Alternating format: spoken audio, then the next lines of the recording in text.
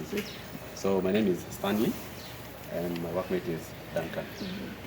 So Duncan is going to take you through the experience. So you're going to start the tour from the farm. So you're going to explain a lot about coffee.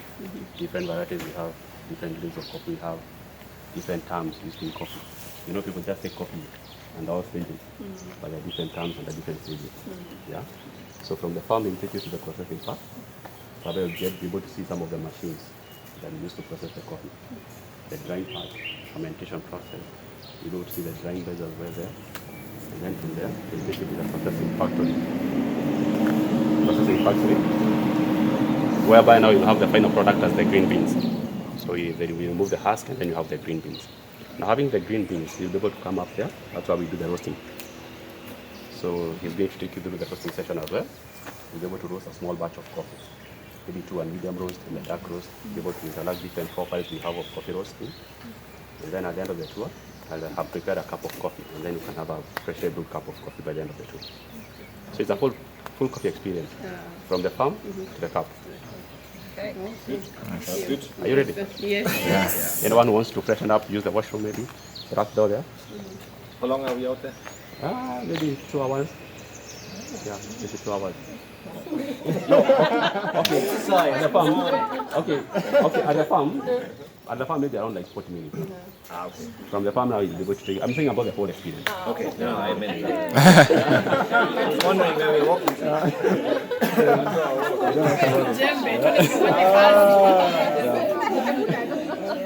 So, everybody good? Yeah. Yes. So, have fun, enjoy. Thank you. All right. Okay. All right. You're going to go for 2 hours. Yes, my are we out?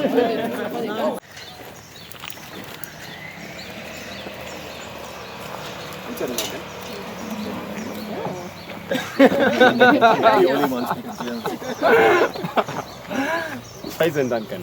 Okay, my name is Duncan, and here is where we are going to start the tour. And today we are going to learn everything about coffee. And I'm going to start the tour with a question. And here is the deal. Anyone who is going to get this question, I'm going to give you a free sachet of coffee beans. You're going to choose either medium or dark. That's 200 grams. Here comes the question. Who knows or who has an idea which continent or which country that coffee originated? Where is the origin of coffee? Which country? Someone is saying Ghana, Ethiopia, Brazil. Okay, let's start with the continent. Which continent? I would say South America. You would say South America. South America. What would you say, sir? Europe.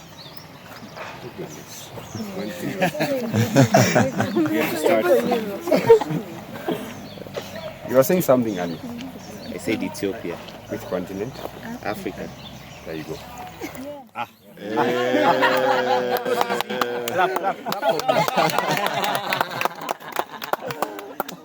Nice. Yeah, you heard it right, but you are not sure of it. But still I'm getting the role. Yeah, all right. So, coffee was discovered in Ethiopia. Of course, everything comes from Africa. What do you think? Almost. All right. So, coffee was discovered in Ethiopia in the 15th century.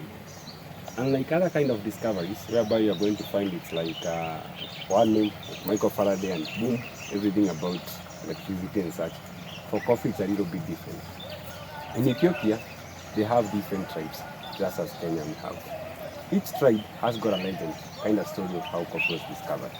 So today I'm going to explain or to narrate about this kind of legend from the biggest tribe. They are called the Oromo people. So this is how the story goes. So once upon a time, there lived a man whose name was Kaldi. Kaldi had some goats.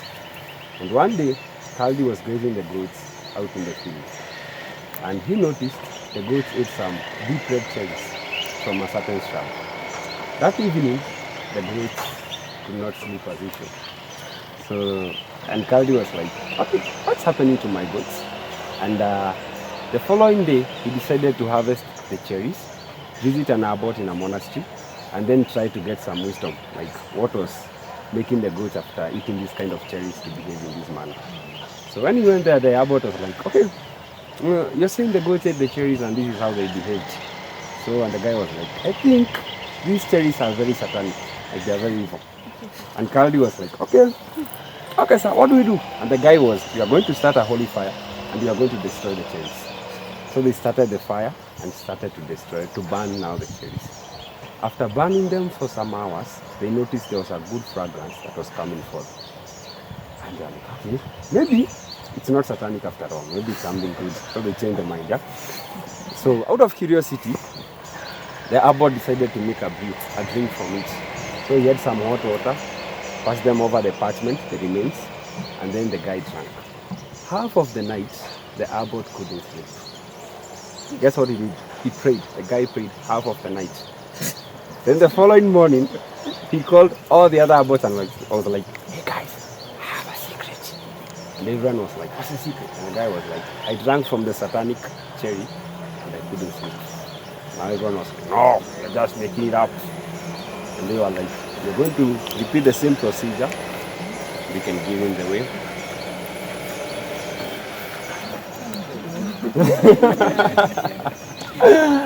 All right, sir. So the guy was like, all the abbots came and they were like, you're going to start to do the same procedure and see if it's factual or maybe you're making it up.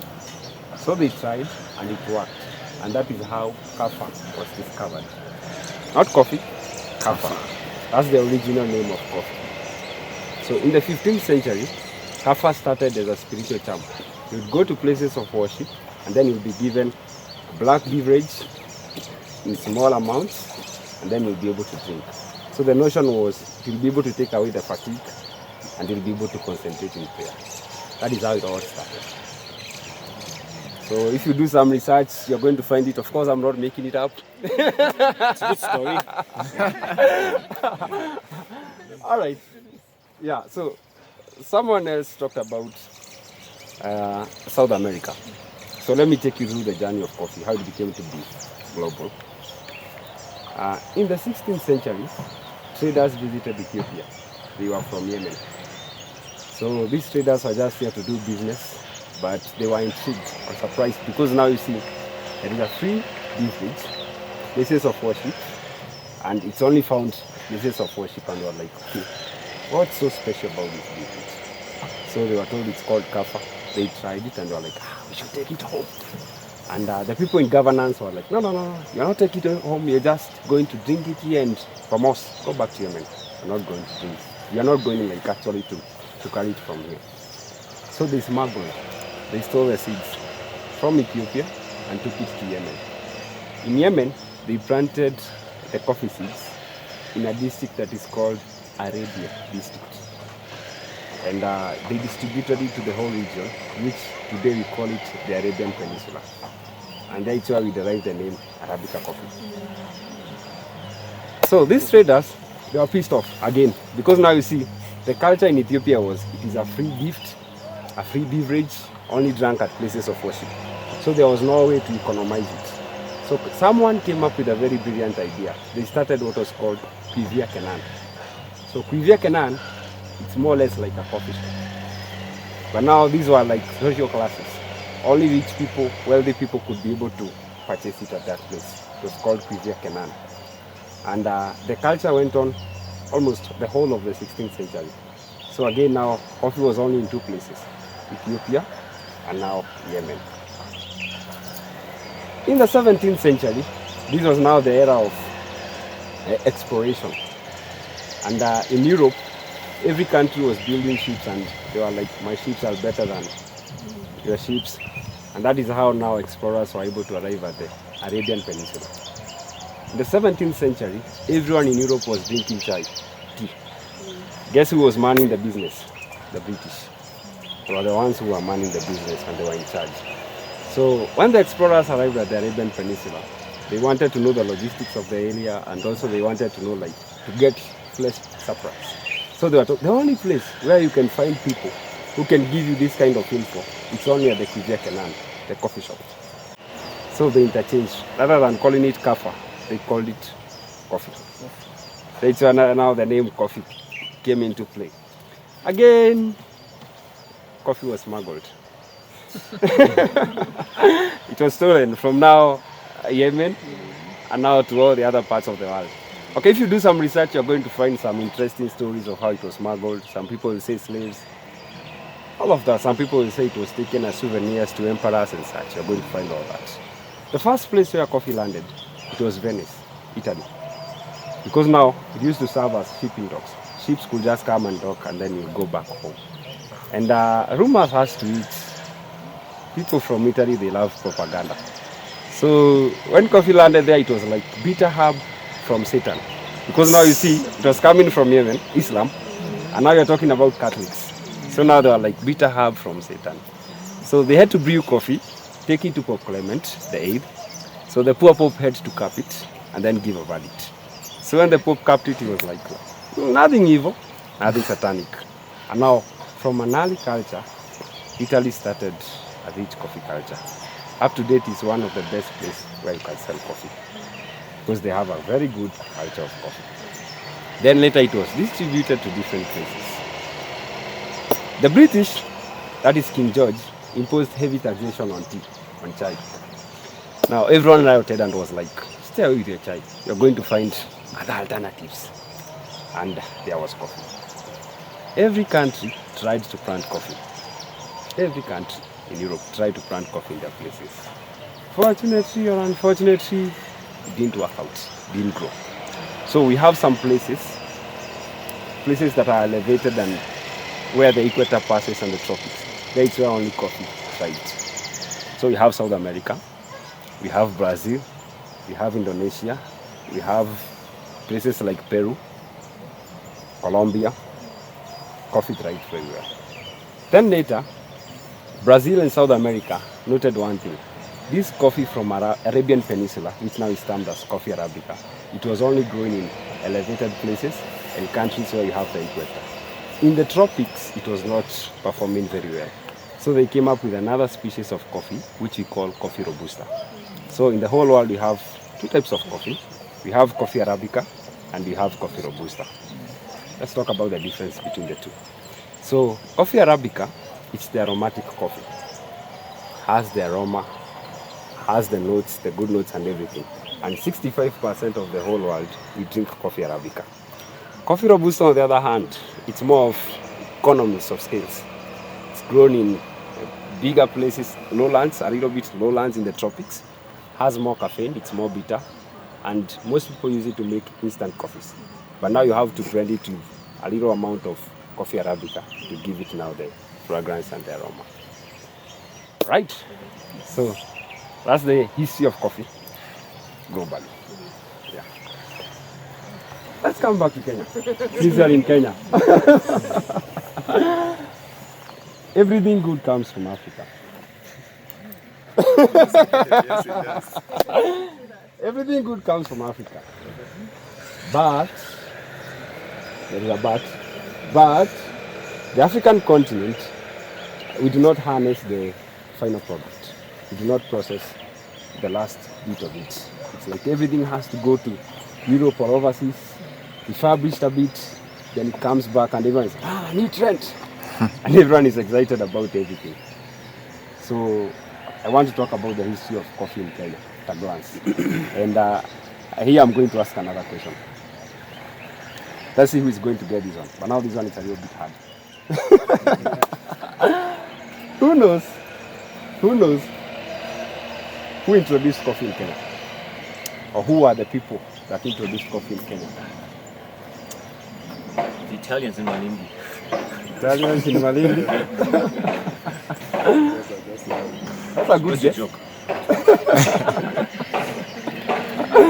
You love coffee. I do, yes. First thing I do in the morning.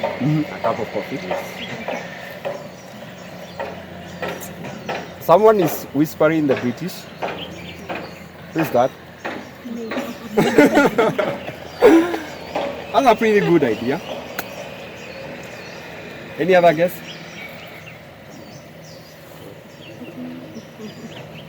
All right.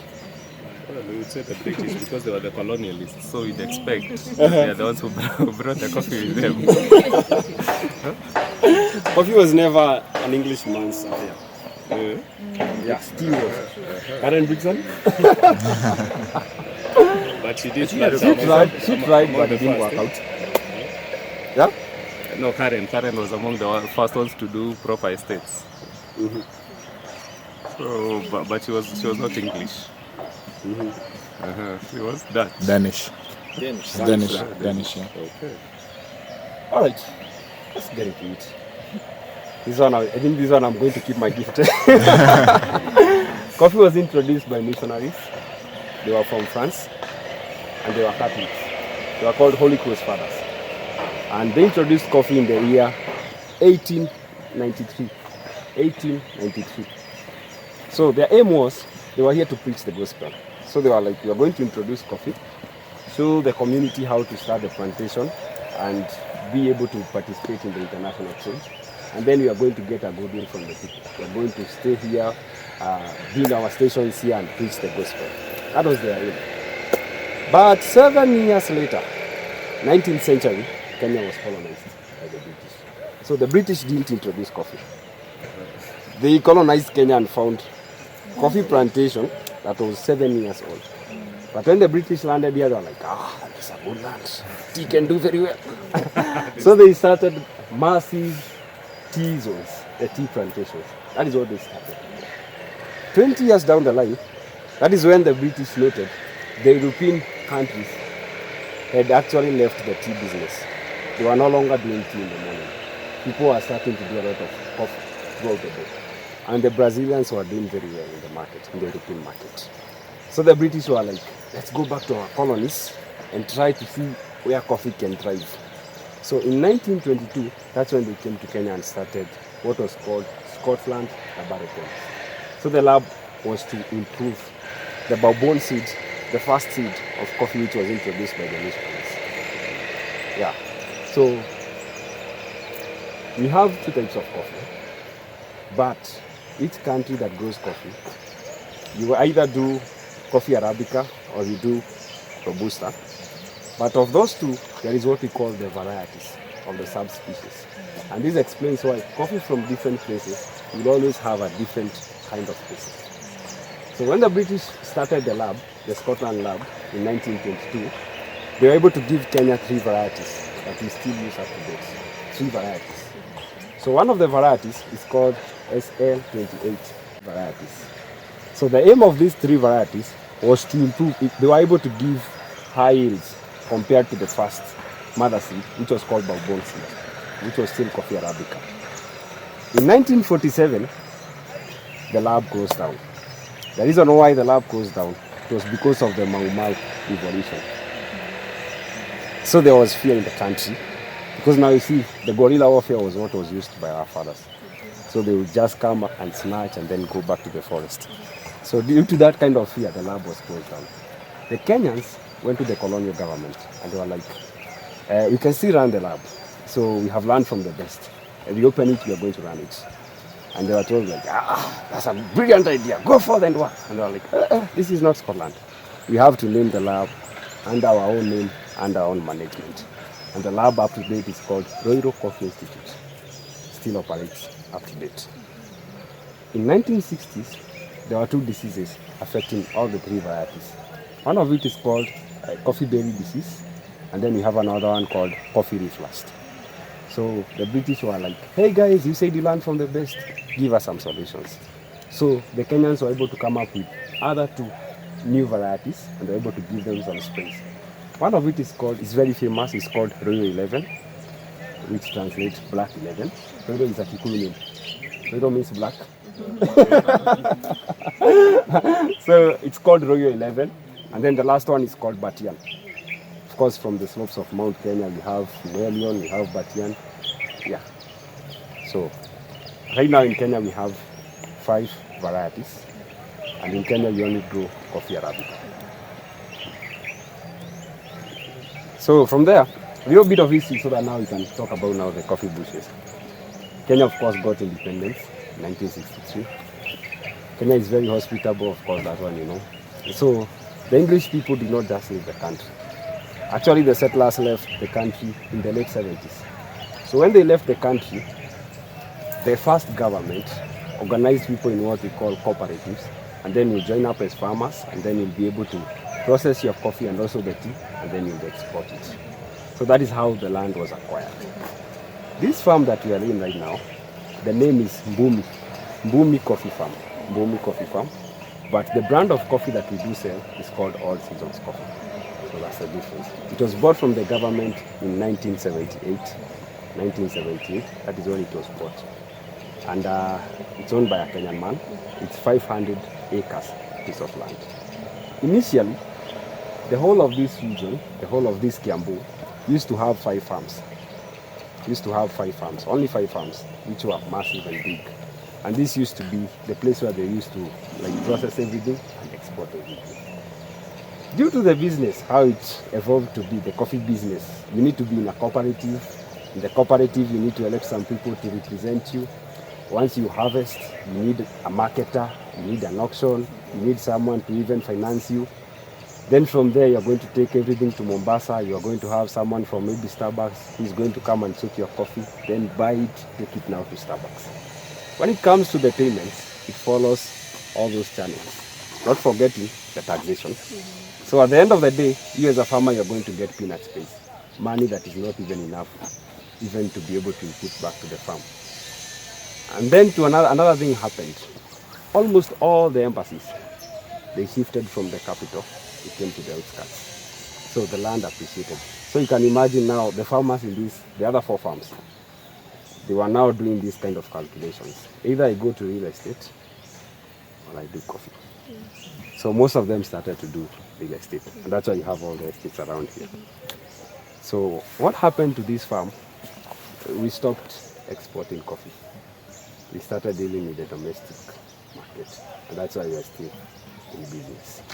Otherwise, if you are doing an exportation business, I don't think we'll even have the nerves to continue the business. Yeah, so for us, we do domestic.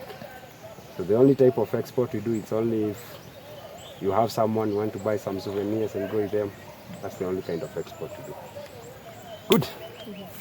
I think that's now the history of everything at a glance. Any question?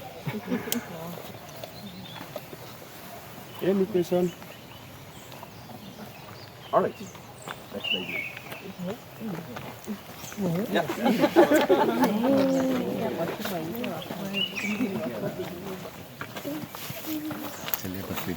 Sana.